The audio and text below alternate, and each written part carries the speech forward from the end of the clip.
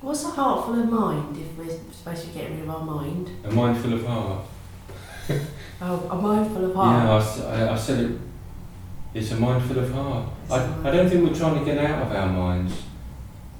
You know, the thing is, a lot of people don't trust their minds because of what they listen to the dark voice.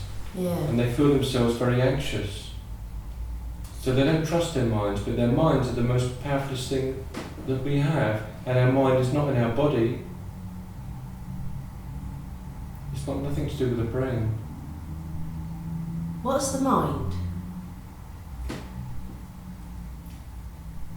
Abstract thought. The mind is, we're one with our Creator's mind. I feel that. It's almost like a host.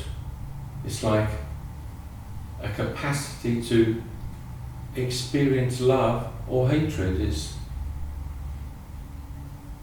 this abstract mirror system that can mirror some thought that comes in, and it's beautiful or it's not.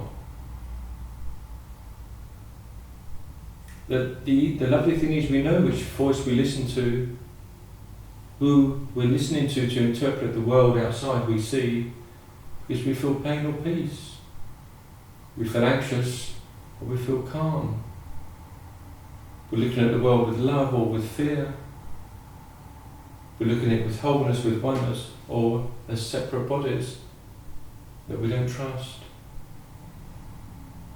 So the mind is a host. When you're addicted to something and you're acting on your addiction, yes, is the mind a host then? The mind is always a host. It's either a host to love or fear, to the voice of love or the voice of darkness. There's only two voices. It appears to be many. And eventually the chatter, the noise in our heads, the noise of the world, that you need this, you need to do that, and whatever it says, it recedes. And meditation is a beautiful thing to experience that calm. And even though there's a raging storm, that your awareness is looking from a place of inner calm at that, and it knows it's not true from that place. But when you're in the drama of life, it seems so real. The world seems dangerous then. It seems a terrible place to be. But the world just mirrors, is a projection of our thoughts, of who we're listening to interpret what we see. And certainly spirit, which is beyond time and space and is of eternity, doesn't need eyes to see. So eyes are limitations. It's a tool of the body. And when we look with our heart, or our mind and heart, we can feel the peace that is our reality. The world can't give us peace. The world is a place that mimics this unfairness, this lack.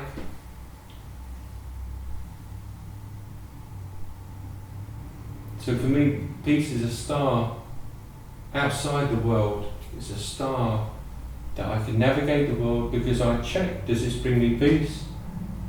So next time I might feel like doing something, maybe it may come into my mind, the voice says something about, why don't you have a smoke again? Take something, I remind my commitment is to remind myself, does this bring me peace? And if it doesn't bring me peace, I don't want it anymore.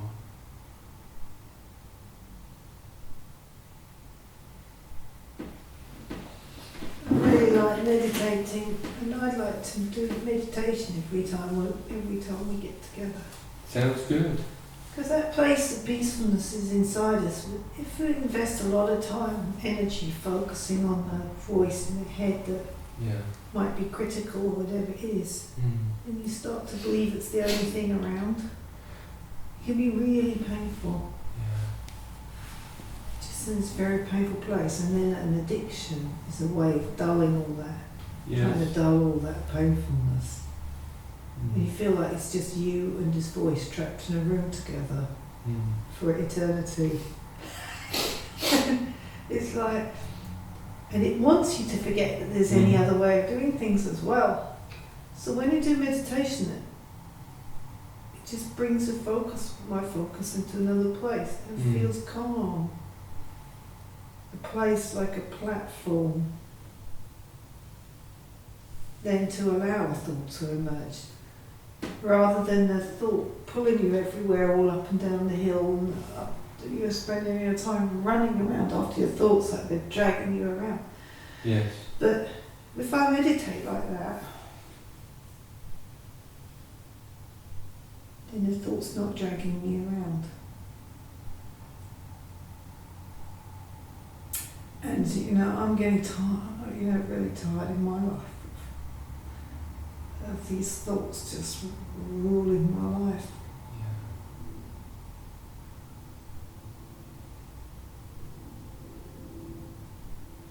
So it's like they say, I'm driving the car, like the ego. You're not driving it, I am. It's like, that's so tiring. We can't fight the ego, this is the thing, we can't fight it by opposite doing or whatever it is. If we fight it, we're making it more real, because we're putting our belief in it that it is something that, and if we put in against it, we're going to make it stronger. And that's not the way. We have to, by meditating, by being true to oneself, it dissipates that and the noises get softer for sure. I often ask love to show me the way.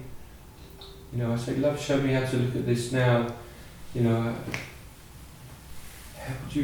would you, the voice of love, have me perceive this situation?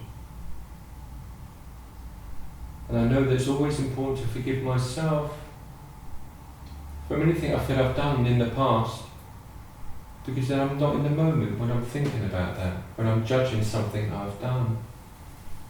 Because the ego is saying to me, that wasn't very nice. That wasn't very nice, was it, Mr. Bird? And I start to think, oh yeah, and then I don't want to go there, I don't want to make that real.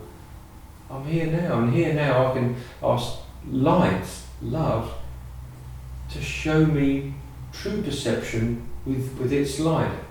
Right now, look at it, this moment with me. How would you, love, have me see this moment? The lovely thing is there is no conflict between light and love. Between light and darkness, or love and fear. There is no conflict there. There's no, love doesn't, or God, or however you want to say this, doesn't have an opposite, doesn't have a rival. There's only love, or the absence of love, and the absence of love is darkness. So when we ask love to come in, the darkness dissipates, it has to go. So this for me is the key, always ask love to show us the way. And we can't stumble when we see with light, only in darkness. Is it painful? Love you, Joe, as I love myself. I want to know you as myself too. I know oneness is the key.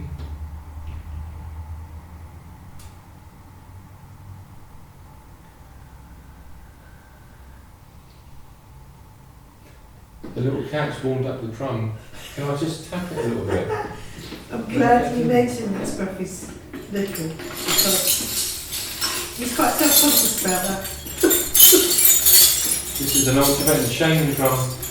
In fact, I think I've only used it maybe once in the sound journey.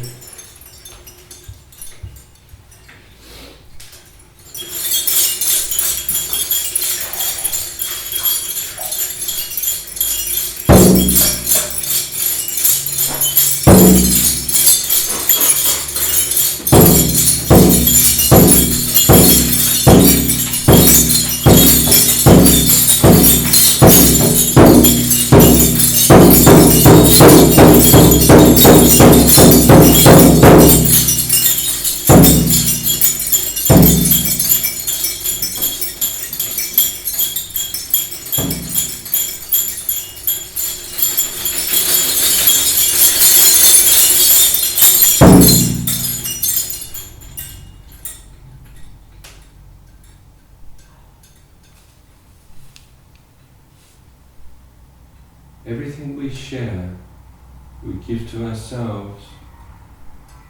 It's a lovely thing to remember.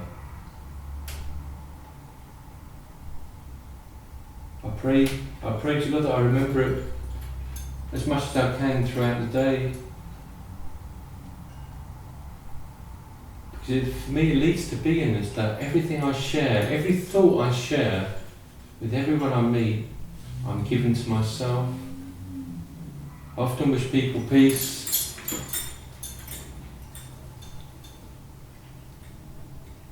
Because it's what I want to experience myself.